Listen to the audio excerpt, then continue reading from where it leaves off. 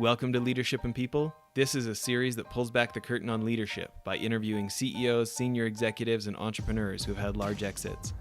We ask these experts about how they built trusted networks to rapidly grow their companies and what advice they wish they knew if they could do it all again. Today on the show, we've got Jacob Hoehne. You're not the hero in your story. You're the sidekick.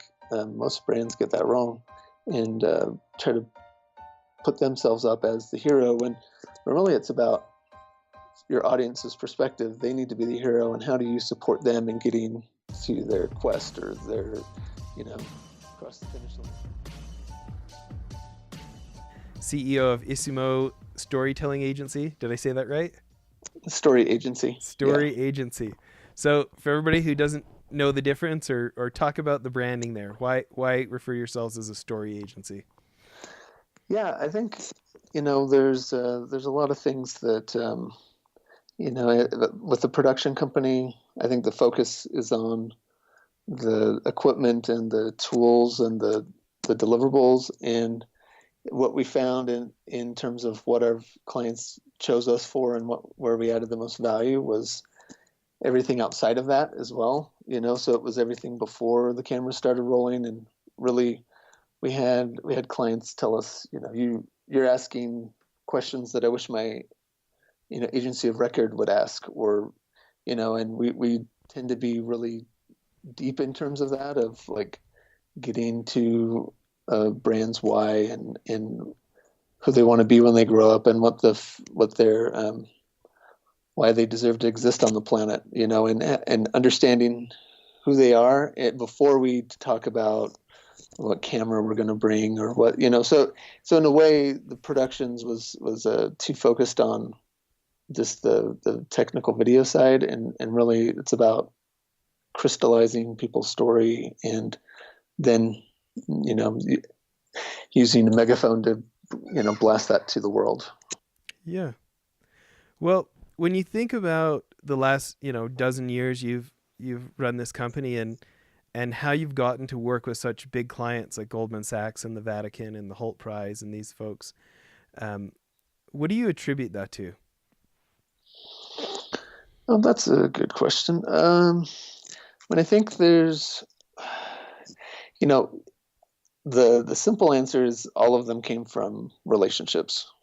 As much as big companies, they're still run by human beings. There's still people involved, and they've all come about because of introductions or connections of people that knew us or trusted us and recommended us. So when you think about that there, let's take one like Goldman Sachs. You want to tell people a little bit about the project you've done, and then the show is called Leadership and People. Obviously there's moving parts and all sorts of staff and things to get organized. Can you talk about what the project was and leading a project like that? Yeah, sure. The Goldman Sachs Foundation is particularly focused on how do they help small businesses and women. And so they're 10,000 women, 10,000 small businesses programs. And one of the challenges they're facing is, they are located in, they partner with a number of community colleges around the country and throughout the UK. But they wanted to be able to get this message a little farther and wider and provide more value with the curriculum they had created. And so particularly for, small business owners and women in developing countries where the access to community college or other resources was just really limited. And so, the way that kind of came about, we did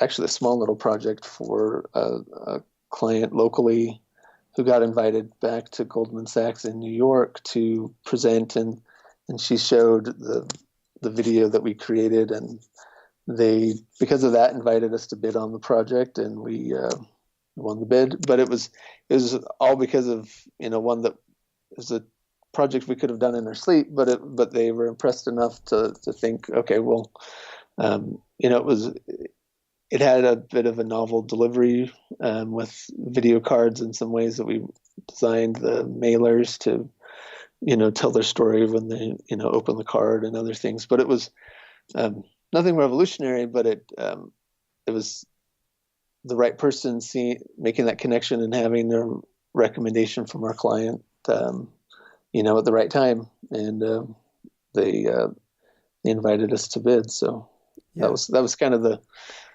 mechanics of it. I mean, I don't know if we would have ever been on the radar otherwise. Yeah.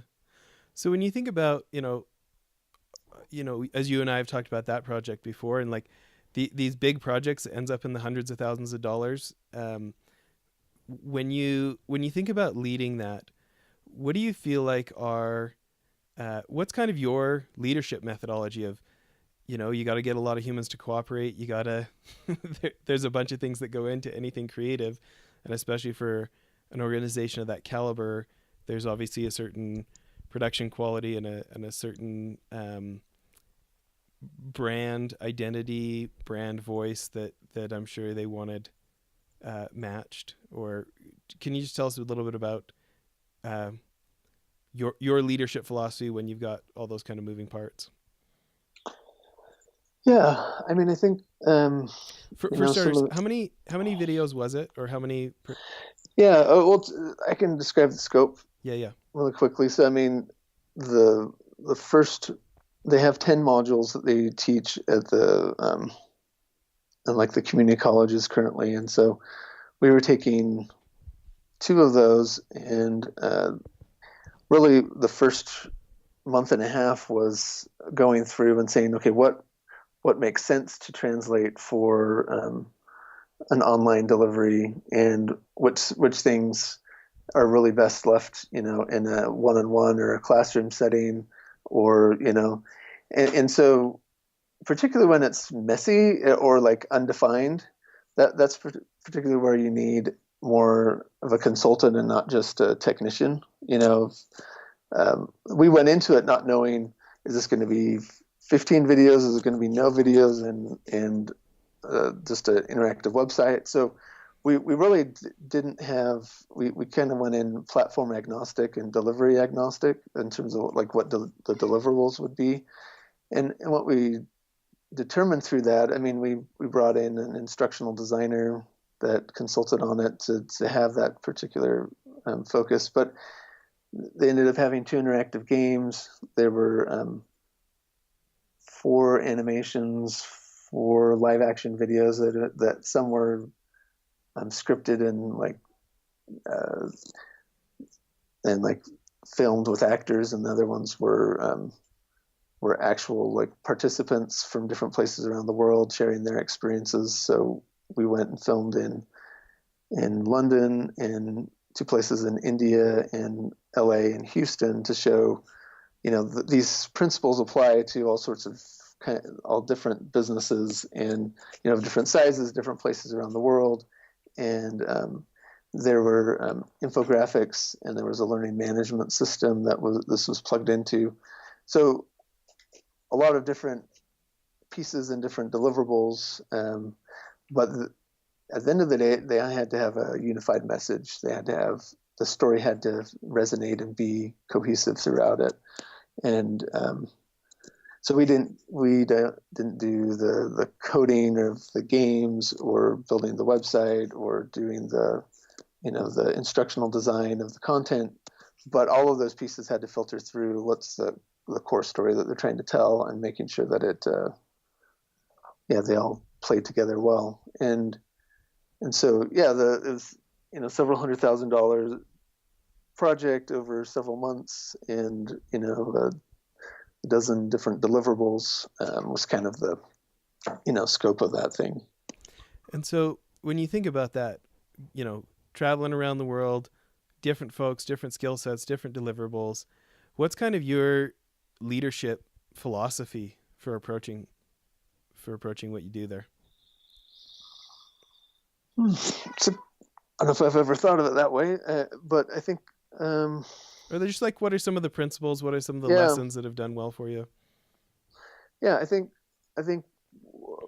one of the one of the things is like that's one of our core values, but is this idea of put people first, both in taking care of people as opposed to projects, but then also keeping the people that are touching that project in mind, like having the audience, first and foremost. There's, especially with a large organization like that, where there's layers upon layers upon layers of approvals, that there's a lot of different stakeholders, um, and getting really crystal clear of what the vision is, what the objectives are. So a question we like to, it's kind of a Clayton Christensen question, but what's the job to be done? And having that be sort of our guiding star for it. Because you can have, whether it's scope creep or just drift, of like message, of like, well, why are we doing this? If this isn't helping, a female entrepreneur in sub-Saharan Africa be able to read her financial statements, then we shouldn't do it. That's sort of the guiding thing of like, how do we help someone who maybe doesn't have access to other educational resources? If they can use this, does it help them better use their financial statements to make educated decisions, to get financing or whatever they need? So a lot of it was around, those ideas. And when you get, because there was the educational partner Babson that had created the content, and they brought in Thunderbird University to help with the online distribution part of it, but as consulting, and we're trying to quarterback all these different parties, and having that clearly defined. And one of the things that we did up front was get as many of the people as possible in the same room. So we met in Phoenix, and spent 2 days together, like getting on the same page about all this. The 5 minutes in face to face can save 1,000 emails, sometimes. And so that isn't always possible. And there's obviously a lot of different tools that you can use, but whenever possible, especially when there's a lot of different parties and different interests, nothing beats the face to face and being in the same room. Yeah. You know, so I want to talk about this for a little bit because, so many of the rest of us who run organizations, we get told over and over, and most of us believe that telling a good story is going to help us accomplish our goals faster, whether it's recruiting better staff, whether it's attracting clients, whether it's retaining clients, that story type connection instead of just a list of features. We all know that it creates more of that emotional connection. And as content marketing has been on the rise for the last decade, most people have done something with that, right? But for those of us who aren't in it 24/7, what are kind of some rookie mistakes that you see folks make, or what are some of the things that, from your perspective, the rest of us can learn from, as you've gone through these lessons over 12 years straight? Yeah. I mean, I think, there's this there's this idea of a lot of people tend to hack at the branches or try to pluck leaves instead of thinking about the roots of their story. A lot of that is the why of what got you started in the first place, or what was the intention of the founders, and what are your core values that you actually, or what are your authentic values? What do you actually live by? What can you be true to? And in understanding that, or having that defined, a lot of times we hear, well, we know it, even if it's not a spoken thing, it's felt, and that works to a point. But as soon as you need to share that message outside of that inner circle, if you're growing, if there are new hires, or there's a merger, or you're trying to attract new customers, it's really essential that you're clear about who you are and who you aren't. It's an obvious rookie mistake or red flag of just saying everyone's my customer. It's really great brands are like magnets. They have a really strong pull, and so they attract people, but they also repel the other side. So if you're not repelling some people, then you probably aren't attracting the right kind of people. If you're trying to tell a story that, you know, doesn't offend anyone or doesn't, you know, is trying to cater to everyone, it's irrelevant to everyone. So it's, and part of that is understanding but it's an internal focus first. We kind of call it you know, you don't want to be a morning news politician. So you wake up in the morning, you turn on the news, you see what the morning news is about, what the polls are, and that's how you decide how you're going to vote, you know, or what you're going to stand for that day. Um, and and sometimes that shows up in, oh, there's this great opportunity, and not that you can't pivot or focus on new things, but if you don't look internally first, if you don't know who you are and what as an organization and what you stand for and what you can be authentic to, then, you know, chasing opportunities, it's not going to be sustainable. You're not really going to be authentic to it. Um, and so, yeah, market fit is important, but I think first knowing where you stand and then finding who are the people that are attracted by that message. And then when you're true to that, you're going to speak to their hearts far better than just trying to be a market opportunist. And then the other thing is realizing that you're not the hero in your story. You're the sidekick. Most brands get that wrong and try to put themselves up as the hero when normally it's about your audience's perspective. They need to be the hero, and how do you support them in getting to their quest or their, you know, cross the finish line to and so some brands do a fantastic job of that. I mean, HubSpot has done that for years in terms of promoting their customers and how they're succeeding, and the underlying message is you know, the tools they're using are helping them succeed, but it's customer as a hero. You're just maybe you're Gandalf giving wise advice, or you're some ways Gamgee and you're the loyal friend that's going to be there with them. I mean, whatever that character is or whatever story analogy you want to draw, but those are some common mistakes that we see. Yeah, seems like getting a hold of ego, kind of bringing some humility to it, and thinking about the customer first, think about the audience first, huh? Yeah, yeah. I mean, and one of the things that has been an interesting thing is we've kind of pivoted. So we've been in business 12 years, but it's really been in this last year that we kind of I've narrowed what we want to do, and it's been really energizing. In one way, it could feel like, oh, did we waste 11 years of just sort of being a one size fits all shop, you know, and serving local customers and being whatever they need. And I mean, it is what it is. I mean, but we did a project with the Vatican for the Laudato Si challenge, and you know, in helping give voice to their message, what they stand for, and you know, it's really about, you know, that doing good in the world is good for business, that you can do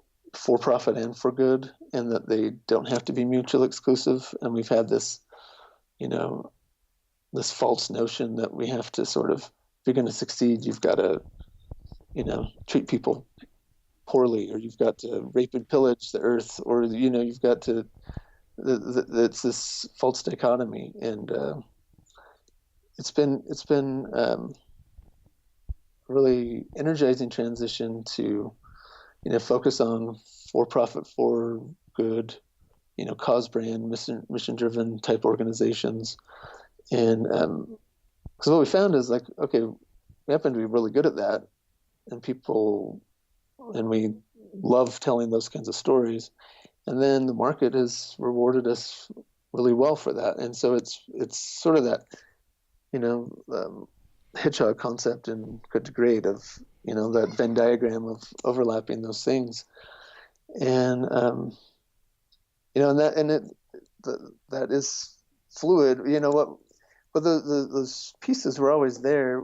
throughout the years, we always were doing. We had to cap it at 2 per year, but we were doing pro bono projects for nonprofits that we wanted to do, and then we made money over here selling widgets and what have you. And it's been exciting to just, the way we're going to make a difference in the world is the same way we're going to make a living, and trying to help elevate and promote stories of brands and organizations that are doing good in the world. Yeah. And that. Well, I love it. In fact, this is what I kind of want to spend the second half of the interview on. This is actually a good place for us to end part one of the interview. Everybody, please tune in. We're going to keep talking about this subject. It's something that a lot of CEOs, a lot of organizations are really interested in. So I think it's actually worth a deeper dive. So thanks everybody for listening to part one, and tune in to part two, where we're going to dive deeper on this.